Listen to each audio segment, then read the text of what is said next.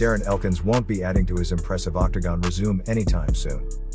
The longtime UFC featherweight announced Friday that he had to undergo surgery after breaking his leg in training. In a social media post addressing the situation, Elkins called it a freak accident. A timetable for the 39-year-old Elkins' return to action is not known. Elkins most recently competed this past October at a UFC APEX event in Las Vegas, where he defeated TJ Brown by a third-round submission. The damage has built a reputation for gritty performances occasionally capped off by late finishes.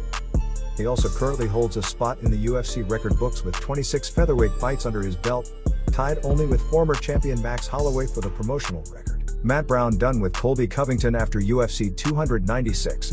By any measure possible, Colby Covington had an abysmal week at UFC 296. As much as Covington has taken it on the chin since losing for the third time in his past 5 fights, fellow UFC welterweight Matt Brown still prefers to praise Edwards rather than just laying all the blame on his opponent for a large lead. Brown's biggest criticism aimed at Covington comes down to him talking a big game leading into the fight and then really failing to show up when it mattered most, especially after he got a title shot that no one really believed he deserved while sitting out for the better part of the past 2 years. While Covington became a marketable commodity thanks to his bombastic approach to self-promotion along with vicious insults aimed at his opponents, Brown knows that kind of demeanor can also result in the stiffest backlash when things don't go your way.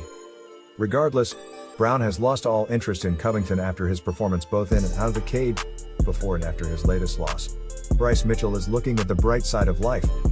Despite suffering a frightening knockout loss at UFC 296, Mitchell is in good spirits and very grateful things weren't any worse. Mitchell was knocked out by a huge right hand from Josh Emmett in one of the most brutal finishes of 2023. Mitchell watched the fight on Monday and gave his reaction in an Instagram post. Hey y'all, I just watched the fight back and I wanted to give y'all my basically live reaction to it. My first thoughts were that was an incredibly hard knockout, and I'm really lucky I didn't get hurt any worse because my head's not hurting. I feel just fine. I'm right back to work. This is that barn that I was working on when I took the fight.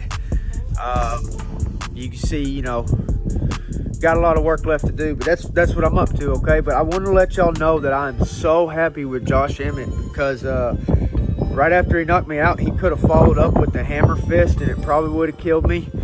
And he didn't even follow up with anything. You know, he was just happy with his knockout and he walked away. And I'm so gracious for that. I will forever remember that.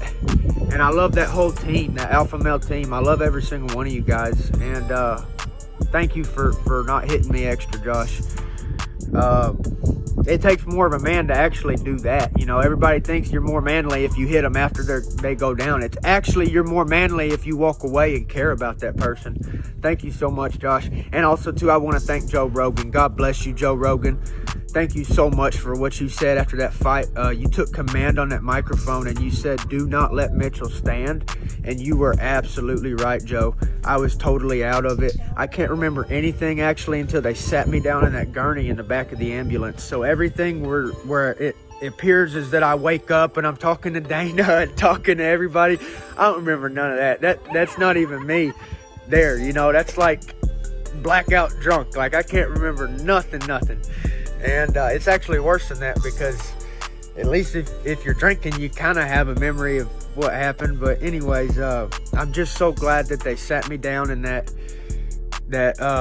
gurney and they got me out of there. They escorted me out of there. They had hands up under my armpits the whole time because they could see that I couldn't walk good. So thank you, the UFC, for how you handled that. And thank you, Joe Rogan, for being the one who stepped up on the microphone and making sure that it was known that I needed medical attention because you could tell I couldn't walk. If they would have let me walk down that cage by myself, I'd have fell and busted my head open. It'd have been terrible. It'd been a nightmare. So thank y'all for caring about me, Josh and Joe Rogan and UFC. You know, Dana White came in the cage afterwards. And I also fought in front of Chuck Liddell and Donald Trump. And I'm really happy about that. I remember looking at Donald Trump in the face. I remember looking at Chuck Liddell in the face. Like, it was a dream come true. And I'm right back to work on this barn here. So I'm not going to let any of this slow me down. And everybody's making fun of me for thinking that God protected me. And I'm telling y'all right now, he did, because I about met Jesus for real. I mean, it could have been way worse. I could have died. So I'm just so happy that I'm healthy, and that after that fight, you know, they really got me right to that ambulance and sat me down. And once I was sat down, my memory came back and I'm fine. But I'm glad that nothing else worse happened than what did. And man, I got a lot to be happy for, and I'm blessed. And thank you and thank God. And I love y'all.